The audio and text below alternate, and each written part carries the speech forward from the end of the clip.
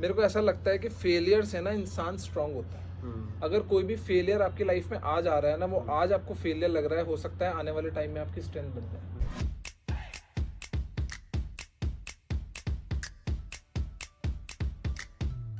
Hello everyone, this is C A Mohit Kripani और आज हमारे साथ हैं Aman Khurana. He is also chartered accountant and currently he is working in JP Morgan as an analyst in product control. तो हाँ अमन, कैसे हो आप? मैं बढ़िया भाई, आपके क्या हाल है? बस मैं भी बढ़िया। और आज तो काफ़ी स्मार्ट दिख रहे हो। अरे भाई, आपके सामने हम कहाँ स्मार्ट है यार। अरे, तो आप हमारी ऑडियंस को बताइए कि आप कहाँ से हैं। भाई मैं बिजनौर से हूँ। आपने सुना है बिजनौर के बारे में? नहीं, बिल्कुल भी नहीं। बिजनौर एक मतलब बहुत छोटी सिटी है मेरठ के पास। मेरठ सुना है ना? हाँ, मेरिट सुना हुआ है। हाँ, मेरठ दिल्ली के पास है। और बिजनौर मेरठ से अराउंड 80 किलोमीटर है। It is a very small city in radius of like 10-12 kilometre. Okay, तो बेसिकली है टीयर 3 सिटी, राइट? हाँ, टीयर 3 सिटी है। ओके, तो आपने कैसे सोचा फिर उधर सीए का? लाइक आपके पापा क्या करते हैं वैसे? भाई मेरे पापा का टायर ट्रेडिंग बिजनेस है। ओके। तो क्या कहते हैं, मम्मी हाउस वाइफ है मेरी, और मेरी एक यंगर सिस्टर है। तो she is presently in BCom honours in graphic design दे रहा। ओके। तो आपने जैसा मेंशन किया कि आपके फादर एक बिजनेस चलाते हैं बिजनौर में, तो मोस्टली जो भी टीयर 2 या टीयर 3 सिटी में होता है वो वैसे तो क्या करते हैं, अपने फादर की बिजनेस को कैरी ऑन करते हैं। तो आपने क्या सोचा कि नहीं, मुझको तो सीए करना है? भाई मैंने कुछ नहीं सोचा। When I was in 12th तो मेरे पापा ने मेरे को ये बोला कि मैं सीए करने गया था। लेकिन वो सीए जब करने गए, उन्होंने वहाँ पे बुक्स देखी सीए की मोटी मोटी बुक्स हुआ करती थी। तो हाँ, तो वो देख के पापा डर गए। मैं कहा हमसे नहीं होगा। तो वो बुक्स देख के घर वापस आ गए। तो उनका एक सपना था कि मेरा बेटा सीए करे। तो मेरे पापा ने मुझे बोला कि सीए एक प्रोफेशन है जो मैं चाहता हूँ तू करे। 12th में मुझे कुछ भी नहीं पता था कि सीए क्या होता। उन्होंने मेरे को बोला, स्टार्टिंग में मेरा मतलब जो प्लान था वो साइंस लेने का था। लेकिन मेरे को फिजिक्स थोड़ा नहीं समझ आती थी। तो लास्ट में मैंने एंड मोमेंट में चूज़ किया commerce. So it was like commerce with maths. तो उसके बाद मैंने डिसाइड किया कि अगर कॉमर्स लिया है तो उसमें ऐसा कुछ करेंगे जो बहुत बड़ा प्रोफेशन है, क्योंकि कॉमर्स को साइंस वालों के सामने कोई नहीं पूछता स्कूल में। हाँ, वो तो आपने। हाँ, तो सीए एक बड़ा प्रोफेशन था, मेरे पापा का सपना था। तो मैंने ऐसे बहुत कैजुअली स्टार्ट किया। अच्छा। हाँ। तो आपने बोला कि काफ़ी कैजुअली स्टार्ट किया था। लाइक मैं कई जनों को जानता हूँ जो 11th या 12th से ही प्रिपरेशन स्टार्ट कर लेते हैं सीपीटी की, जो सी ए फाउंडेशन होता है, and they are damn serious about the studies. तो आपकी जर्नी कैसे रही थी? लाइक आपने बोला कि आपने ऐसे ही स्टार्ट किया था, तो सी ए फाउंडेशन में तो आपको काफ़ी मेहनत करनी पड़ी होगी। भाई उसकी भी बहुत इंटरेस्टिंग स्टोरी है। तो स्टार्टिंग में लोग एंट्रेंस के लिए दिल्ली या फिर कैलकाटा इन सब जगह से कोचिंग लेते हैं। तो मैंने अपनी कोचिंग जो ली वो 12th क्लास के टीचर से ली, जो मेरे को 12th में अकाउंट्स पढ़ाते थे। So we never taught CPT or anything. So mine was the first batch. ठीक है। तो हम लोग सिर्फ 4 या 5 बंदे थे जो सर से पढ़ते थे। तो सर ने हमें जब स्टार्ट किया, हमें पढ़ाना स्टार्ट किया, तो उन्होंने हमें एक ही चीज़ बोली कि मैं पहली बार लाइफ में बैच पढ़ा रहा हूँ, तो मेरे को कोई एक्सपीरियंस नहीं है। तो उनको भी डर था कि मेरा मतलब मैं पढ़ा रहा हूँ तो इन बच्चों का क्या होगा। क्या हमें तो मेरे को तो नहीं था, ऑब्वियसली दूसरों को होगा तो पता नहीं, क्योंकि मैं सीरियस ही नहीं था। तो मेरे को तो टाइम पास की तरह मैं पढ़ रहा। ठीक है। तो उनका स्कोर था, उन्होंने एंट्रेंस दिया था हमारे टीचर ने एक बार, लेकिन आगे वो नहीं कर पाए due to some financial conditions. तो जब उन्होंने हमें पढ़ाया तो उन्होंने हमें यही बोला कि मेरा स्कोर 150 था out of 200 when I give my entrance. तो आई वांट कि कोई उसे ब्रेक करे। ठीक है। तो बहुत कैजुअली मैंने पढ़ा। उन्होंने बहुत सीरियसली पढ़ाया था। वो हमारे साथ एग्ज़ाम देने भी गए। 3-4 घंटे का जो एग्ज़ाम था, उस टाइम पे हमारे टीचर बाहर वेट कर रहे थे कि क्या रिजल्ट रहेगा, ऐसा हो रहा। और जब मैं बाहर आया, मोस्टली सबने यही बोला आने के बाद, एग्ज़ाम के बाद, कि सर ठीक हुआ, पता नहीं क्या होगा। तो लाइक उनका थोड़ा मुंह उतर गया था। ऐसा होता ना कि बंदा थोड़ा सा मेहनत करने के बाद कि क्या है, मैंने इतनी मेहनत करी है, बच्चे क्या रिप्लाई कर रहे हैं। और when the result came, I scored 160 out of 200। अपने पूरे बैच में सबसे हाईएस्ट थे, और अपनी सिटी में भी उस टाइम पे हाईएस्ट थे। और ऑब्वियसली मेरे सर का स्कोर भी उस टाइम टूट गया था। Okay, that's a really nice journey. Like एक गुरु अपने शिष्य को पढ़ा रहा है और एक शिष्य गुरु को पीछे छोड़ रहा है, तो वो तो क्या ही बात। हाँ, मतलब ऐसा कुछ दिमाग में नहीं था कि ब्रेक करेंगे, लेकिन होता है ना, कहीं पे तुम्हारी डेस्टिनी लिखी हो ना, तो तुम उसको रोक नहीं सकते। हाँ, तो फिर तो आपके सर को भी काफ़ी अच्छा लगा होगा। He must be really proud. He was very proud. उन्होंने हमारे बैच के बाद फिर काफ़ी 7-8 बैच पढ़ाए कंटिन्यूसली।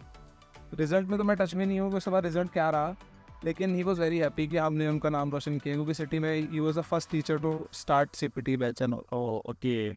तो फिर भी लाइक हम सीटीटी और फिर सीए इंटरमीडिएट की बात करते हैं तो एक बहुत ही बड़ा गैप आ जाता है। लाइक मैंने खुद ने भी सीए दे रखा है, तो CPT मैंने खुद में काफ़ी कैजुअली लिया था, but when I was preparing for CA inter तो मैं 16 घंटे पढ़ा करता था। तो I just wanted to know कि आपकी जर्नी कैसे रही जब बस CPT से CA इंटर में मूव करे।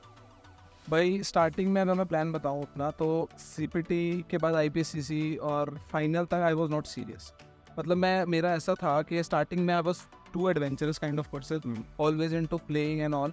मतलब 11-12 से पहले की जर्नी बता रहा हूँ मैं, फ्रॉम माई चाइल्डहुड। तो कभी मेरे साथ वो था ही नहीं कि मैं 15-15, 16-16 घंटे पढ़ भी पाऊँगा, मुझे लगता भी नहीं था। ठीक है, जैसे किसी ने मेरे को बताया कि CA में इतना पढ़ना पड़ता है, तो वो सुन के आई वॉज श्योर कि मुझे CA तो नहीं करना, क्योंकि कुछ भी करना है 16 घंटे तो मैं नहीं पढ़ सकता। तो जब मैंने CPT स्टार्ट किया तो मैं वही दिन में 7-8 घंटे पढ़ता था। IPCC में भी I used to study around 9-10 hours, जो एक नॉर्मल स्टडी हम करते हैं किसी भी कोर्स में। तो उस टाइम मेरा मानना सिर्फ ये था कि अगर आपके पास 10 सब्जेक्ट हैं, जस्ट टेक एन एग्जाम्पल, तो अगर आपको लगता है कि आप अच्छे से सिर्फ 1 या 2 सब्जेक्ट पढ़ पा रहे हैं, जो तो आपको लगता है वो पढ़ने में मज़ा आ रहा है, आपको समझ भी आ रहा है, कोई रेक्टिफिकेशन नहीं होना चाहिए, एक्चुअल में समझ आनी चाहिए वो सब्जेक्ट। तो अगर ऐसा हो रहा है तो you can study better in 2 subjects, और उसके बाद नॉर्मली आप दूसरे सब्जेक्ट्स में पढ़ सकते हो, क्योंकि CA का एम ऐसा कुछ नहीं है कि आप 40 भी लाओगे तो भी आप पास हो, हाँ, है ना। तो मैंने कभी उस चीज़ को ऐसे नहीं देखा कि मुझे हर सब्जेक्ट में 80 क्रॉस करने हैं या 60 क्रॉस करने हैं। मेरा ये था कि अगर मैं 10 घंटे भी पढ़ रहा हूँ तो मेरी इफेक्टिव स्टडी होनी चाहिए, उसमें मैं बिल्कुल टाइम पास नहीं करूँगा। ऐसा वाला सीन था, ऐसा कुछ नहीं था कि मैं 15-15, 16-16 घंटे पढ़ रहा हूँ जिसमें मेरी इफेक्टिव स्टडी आवर्स सिर्फ 6-7 आवर्स है। अगर आपको लगता है कि अभी आपका TV देखने का मन है तो 15-20 मिनट जाके TV देखो, उसके बाद जो आप पढ़ोगे ना वो पहले से बहुत इफेक्टिव होगा। तो मैं इस चीज़ से काफ़ी एग्री करता हूँ। लाइक मैंने खुद ने फेस किया है जब मैं CA इंटरमीडिएट की प्रिपरेशन कर रहा था। Like literally I used to study for 14 to 16 hours. मेरा भी काफ़ी कुछ मन करता था कि चलो यार अब घूमने जाओ, TV देखो, बाहर निकलो, but I was forcing myself to study. तो आई नो शायद मेरी जो जर्नी थी वो इतनी इंजॉयबल नहीं रही जितनी शायद आपकी रही होगी। लाइक आई नो कि अगर मैं थोड़ी सी यहाँ कम भी करता तो भी मैं CA बन जाता। There use to be a time कि मैं अगर 16 घंटे पढ़ रहा हूँ तो आई एग्री कि मैं सिर्फ 2 या 3 घंटे लॉस्ट रहता था या इनएक्टिव होता था। बट स्टिल जैसा आपने कहा कि अगर आप 9-10 घंटे भी पढ़ते हैं, कंसिस्टेंसी है, आप मेहनत कर रहे हैं, आप अपनी पढ़ाई को एंजॉय कर रहे हैं, समझ पा रहे हैं, तो फिर थोड़ा सा चीज़ें आसान हो जाती है, राइट। भाई मेरा एक किस्सा भी है, I want to share with the audience. उस टाइम पे मेरे साथ जब मैं I was in my IPCC, तो मैंने अकाउंट्स के लिए बहुत अच्छी मेहनत की थी। मतलब I used to study like 10-12 hours for only for accounts. तो मेरा एक ऐसा, मतलब over the time I just got the confidence कि अकाउंट्स में तो मेरे 90 से नीचे नहीं आए। ठीक है, ऐसा वाला I was very good in accounts from the starting में। 11-12 में भी आई गॉट 95-96।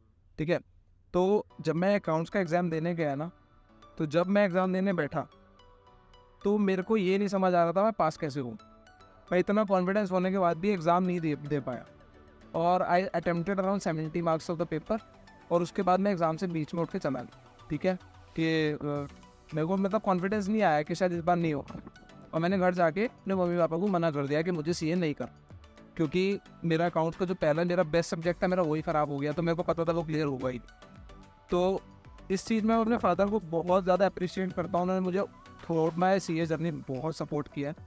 यू नो मेरे पापा का आंसर क्या था, वो बोलते हैं कि तू एक काम कर, तुझे नहीं पढ़ना मत पढ़, दोस्तों के साथ घूम, आराम से TV देख, ठीक है, सिर्फ कल को जाके एग्ज़ाम में बैठ के आ जा। तो मैंने बोला एग्ज़ाम में बैठ के आ जाना मतलब कह रहा बस तू पेपर ले आना। तो मैं उस टाइम पूरे मस्ती मजाक के मूड में था। मैंने बोला कि ठीक है पेपर से तो वो तो मैं फोटो स्टेट करा लूँगा। तो पापा उस चीज़ पे हंसने लगे, कह रहे मैं वो नहीं बोल रहा हूँ, बैठ के आ जाना। तो मैं पूरे दिन उस दिन एंजॉय किया कि मुझे CA करना ही नहीं, अब मेरे को फ्री हो गया। मम्मी ने तो पापा को ये बोला कि नहीं करना तो उसे फोर्स मत करो, पर पापा की एक अलग थॉट प्रोसेस था। तो लगा तो एंजॉय। नेक्स्ट डे मुझे रियलाइज़ हुआ कि जब बैठना ही है एग्ज़ाम में तो थोड़ा पढ़ लेते हैं। तो मैंने थोड़ा पढ़ा नेक्स्ट डे, और मैं एग्ज़ाम देने गया, और बाई चांस मेरा एग्ज़ाम अच्छा भी हो गया। आई थिंक वो लॉ का पेपर। ठीक है, मुझे उस पेपर को देने के बाद बड़ी मोटिवेशन आ गई कि मेरे को जब अच्छा गया तो ठीक है बाकी पढ़ लेते हैं। तो मैंने थ्रू आउट मेरा ग्रुप 1 दे दी। उसके बाद जब रिजल्ट आया, कैन यू इमेजिन, मेरा जो एग्ज़ाम सबसे ख़राब गया था accounts, I attempted only for 70 and I got 62 out of 70 and I cleared in that attempt. The credit goes to my father, because अगर उसी सिचुएशन में मेरी मम्मी मेरे को मना कर देती कि छुड़वा दो तो मेरा CA होना ही नहीं था ना। तो ये मैंने काफ़ी चलो की सब देख रखा है कि है ना उनका पहला पेपर अच्छा नहीं जाता, may be they attempt 70 to 80 marks और फिर वो घर आके सोचते हैं कि बाकी के पेपर देने का फ़ायदा ही नहीं है। इवन अगर आपने पता नहीं देखी है कि नहीं देखी है, हाफ सी ए में ऐसा ही सिनेरियो होता है कि एक स्टूडेंट होती है, वो पेपर के बीच में इतना पैनिक हो जाती है कि वो थोड़ा बहुत पेपर अटेम्प्ट करके she go out of exam hall, और वो डिसाइड कर लेती कि अब अगला एग्जाम नहीं देना, उस टाइप डिबेट करता है and then see attempt law paper. तो शायद मैं ये भी सबको ये कहना चाहूँगा कि अगर आपका पहला पेपर अच्छा नहीं गया, अगर आपने 70 नंबर का भी अटेम्प्ट किया है, तो इसका मतलब ये थोड़ी ना कि आपके बाकी ये 3 पेपर भी अच्छे नहीं रहेंगे। हाँ, एक अटेम्प्ट करना तो बनता है, वो नोस अगर आप उस पर 40 नंबर भी ला लो और फिर आपके बाकी के 3 पेपर में 50-60 की रेट में मार्क्स आ जाएँ और आपका ओवरऑल एग्रीगेट बन जाए, तो फिर इट्स वर्थ अ ट्राई, क्योंकि आप इतनी मेहनत कर रहे हो और उसके बाद आप सिर्फ एक पेपर के एग्जाम पे एक पेपर के हाँ, क्योंकि देखो हमें स्टार्टिंग में ये नहीं पता होता कि हो सकता है हम क्लियर ना कर पाए, लेकिन एग्जामिशन की पॉसिबिलिटी तो होती है ना। हाँ तो एटलीस्ट अगर कोई बंदे का एक पेपर एग्जाम खराब भी हो रहा है तो you should not get demotivated. मेरा इसमें कहना होगा सबको, ऑडियंस को, जितने भी लोग सीए स्टूडेंट्स हैं, सीए अभी करने का सोच रहे हैं या कुछ भी कोई भी प्रोफेशन में अपार्ट फ्रॉम सीए, मैं उनको सिर्फ यही कहना चाहता हूँ कि लाइफ में कोई भी प्रोफेशन आपकी कैपेबिलिटी को जज नहीं कर सकता। हो सकता है कि आप सीए में फेल हो रहे हो, लेकिन अगर सपोज करो आप किसी और फील्ड में जा रहे हो, वहाँ पे हमसे अच्छा कर रहे हो, शायद वहाँ पे हम नहीं कर, ठीक है। जैसे कुछ लोग हैं, एग्जाम्पल लेके बताता हूँ कि बहुत लोग बड़ी एमएनसीज में इंटरव्यू देते हैं, सपोज करो कंसल्टेंसी के लिए बिग एमएनसीज में जो भी मैकेंजी, बेन, ये लोग कंपनीज है, इसमें इंटरव्यू उन्होंने दिया नहीं होता, बहुत लोग डिमोटिवेट हो जाते हैं कि हम इन कंपनी से रिजेक्ट हो गए तो we are not worth it. लेकिन ऐसा कभी नहीं होता। मैं सबको दोस्तों को ये बोलना चाहता हूँ कि लाइफ में कोई भी चीज़ आपको जज नहीं कर सकती कि आप उसके लिए, कि हो सकता है आप उस चीज़ के लिए नहीं बने, हो सकता है लाइफ में आपके लिए कुछ और अच्छा लिखा हो। अगर आप जॉब में सक्सीड नहीं कर पा रहे तो हो सकता है कि आप आने वाले टाइम में बिजनेस में सक्सीड कर पाओ। बिजनेस में आप दूसरे लोगों को एम्प्लॉयमेंट दोगे, है ना। जॉब में तो सिर्फ आप अपने लिए कर रहे हो, लेकिन बिजनेस में आप दुनिया के लिए कर रहे हो, जिसमें आप 10 लोगों के घर में जिनके यहाँ पे चूल्हे नहीं जल रहे, उनके आपकी वजह से चूल्हे जल रहे हैं, क्योंकि आप बिजनेस दे रहे हो लोगों को। वही। तो ये चीज़ मैंने भी अपनी लाइफ में काफ़ी नोटिस की है कि कभी कभार हम बहुत मेहनत करते हैं बट हमें वो आउटकम नहीं मिलता जो हम चाहते हैं, वो डिज़ायर आउटकम। बट थोड़ा सा पेशेंस रखते हैं और हम मेहनत करते रहते हैं तो हमें कुछ बेहतर ही मिलता है उससे। बिकॉज लाइक मैं भी इस चीज़ से एग्री करता हूँ, वर्क थिंग्स टेक टाइम। तो एनीवेज अगर आप सी स्टूडेंट हो, अगेन आपका फर्स्ट पेपर बुरा गया है तो एटलीस्ट सेकेंड पेपर ट्राई तो करो। बिकॉज तो काफ़ी, मतलब मैंने खुद में एक्सपीरियंस कर रखा है कि अकाउंट्स पर बहुत सारे जने थे, बट जब नेक्स्ट पेपर हुआ स्टूडेंट्स हाफ हो गए। तो एनीवेज ट्राई करो। एंड आई ऑल्सो बिलीव कि चलो आप, there are lots of people जो सी क्लियर नहीं कर पाते हैं, तो अगर ठीक है आपके लिए सी शायद कोर्स बना ही नहीं होगा, उससे भी काफ़ी अच्छे अच्छे कोर्स होते हैं। अगेन आप सक्सेसफुल हो गए नहीं हो गए उसमें एक डिग्री का हाथ हो गया है, वो आपके ऊपर है सक्सेसफुल बना। आप बिना सीए के भी सक्सेसफुल पहुंच सकते हो। यस, और वो यहाँ पे मैं एक पॉइंट और ऐड करना चाहता हूँ, this is only for parents. कुछ मैं सिर्फ पेरेंट्स को ये बोलना चाहता हूँ कि कुछ बच्चे, हो सकता है कि आपके बच्चे डांस में या सिंगिंग में या किसी भी अलग एक्टिविटी में बहुत अच्छे हो, पढ़ाई में नहीं अच्छे होंगे, ऐसा हो सकता है। बहुत बच्चे मैंने ऐसे देखे हैं जो अपने स्कूल टाइम में नॉर्मल थे, एवरेज स्टूडेंट थे, और आज वो हमारे साथ होके भी हमसे बहुत अच्छा कर रहे हैं। हमने इतनी अच्छी स्टडी करने के बाद भी हम उतना नहीं कमा रहे हैं, उतने सक्सेसफुल नहीं है जितना वो है। तो मेरी पेरेंट्स को एडवाइस है कि अगर आपके बच्चे बोलते हैं कि किसी भी चीज़ को वो कर नहीं पा रहे हैं, वो नहीं करना चाहते, तो उस चीज़ के लिए उन्हें फोर्स ना करें। उनको बोल सकते हैं कि आप उनको बता सकते हैं दैट इसमें क्या बेनिफिट्स हैं, क्या माइनस हैं, बच्चे भी अपना पॉइंट रख सकते हैं।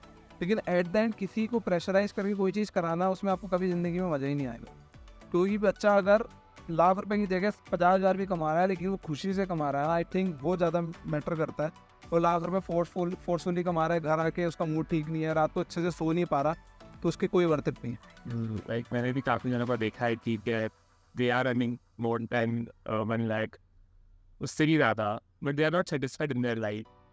तो कभी कभार ऐसा होता है कि अगर आपको जॉब सेटिस्फेक्शन नहीं मिलती तो एनीवेज कितने भी पैसे कमा लो आपको मज़ा नहीं आएगा। तो ये बात तो मैं डेफिनेटली आपकी बात है। इसमें भी मेरे पापा का एक स्टेटमेंट है, वो बहुत अच्छा स्टेटमेंट है। वो ये बोलते हैं कि पैसे कोई भी कमा सकता है, पैसा किस तरीके से कमाया जा रहा है वो बहुत मैटर करता है। उस तरीके से आप सेटिस्फाइड हो या नहीं हो वो आपके ऊपर डिपेंड। ओके, तो आखिरी में मैं आपसे सिर्फ यही जानना चाहता हूँ कि फेलियर एक ऐसी चीज़ है जो हर कोई फेस करता है, नॉट इवन सिविल स्टूडेंट्स, हर कोई, अगर कोई अदर प्रोफेशंस के लिए भी एग्ज़ाम दे रहा हो, अदर कॉम्पिटेटिव एग्ज़ाम दे रहा हो, इवन अगर कोई एग्ज़ाम नहीं भी दे रहा हो, बिजनेस में भी फेलियर्स होते ही है। In life there are lots of failures, रिश्तों में भी कई सारे अपन कई चीज़ें को नहीं कर पाते अटेंड। तो कोई भी टाइप का फेलियर हो, आपको कैसे उधर से मूव ऑन कर? देखो, फेलियर को लेके मेरा एक बहुत अलग पर्सपेक्टिव है लाइफ को लेके। मेरे को ऐसा लगता है कि फेलियर से ना इंसान स्ट्रांग हो। अगर कोई भी फेलियर आपकी लाइफ में आज आ रहा है ना, वो आज आपको फेलियर लग रहा है, हो सकता है आने वाले टाइम में आपकी स्ट्रेंथ। क्योंकि जैसे कुछ लोग होते हैं, एग्जांपल ले रहा हूँ, कि घर से अकेले बाहर नहीं निकल सकते। सपोज करो कि वो हमेशा से फैमिली में पले बड़े हैं, उनकी सोशल फैमिली है, बहुत जॉइंट फैमिली है, तो हम कभी वो अकेले नहीं रहे। जैसे मैं एग्जाम्पल अपने सिस्टर से रिलेट कर सकता हूँ, तो वो भी कभी बाहर नहीं गई थी, तो किसी ने एक्सपेक्ट भी नहीं किया था कि वो कभी रह पाएगी या कुछ। लेकिन जब आप उस चीज़ को फेस करते हो ना, आपके सामने होता है, तो स्टार्टिंग में आपको लगता है कि यू विल फेल। जैसे किसी बंदे को आप स्विमिंग के लिए अगर पूल में डालोगे तो उसे लगेगा मैं डूब जाऊंगा, जब तक मुझे स्विमिंग नहीं आती, ठीक है। लेकिन जब आप उस फेलियर से ओवरकम कर लेते हो ना, तो आपको आने वाले टाइम में पता लगता है कि उस फेलियर की वजह से आज मैं इतना कामयाब। अगर वो फेलियर ना होती तो आज मैं ये ना हो। तो एक कैरेक्टर डेवलपमेंट के लिए काफ़ी ज़रूरी है, सही है। फेलियर होना ही चाहिए। जिस बंदे ने कभी जिंदगी में फेलियर देखा ही नहीं ना, वो हर टाइम अपनी लाइफ में डरेगा कि कहीं मैं फेल ना हो जाए। काफ़ी सेम गेम खेलता है वो, मतलब। हाँ, मतलब उसे अगर वो बहुत हाई लेवल पे जाके फेल होगा ना, तो आई थिंक शायद वो टूट जाए। लेकिन अगर वो छोटे छोटे स्टेप्स पे फेल होता रहेगा ना, तो जब वो बड़ा स्टेप अपनी लाइफ में लेगा ना, तो he would be very strong. या उसका एक अलग ही लेवल का। हाँ, तो फेलियर से डरिए मत। Failure is the part of life. Failure नहीं आएगी तो आपकी सक्सेस भी नहीं आएगी। हाँ, तो काफ़ी अच्छा लगा आज आपसे बात करके, काफ़ी कुछ आपसे सीखने को भी मिला, और आई होप कि हमारी ऑडियंस को भी काफ़ी कुछ सीखने को मिला होगा। तो guys, thank you so much for watching this podcast. Will see you in the next one. धन्यवाद।